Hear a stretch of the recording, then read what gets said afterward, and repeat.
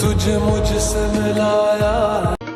তুমি তো বলেছিলে থাকবো তোমার পাশে, মেনে নেব এ জীবনে দুঃখ যদি আসে।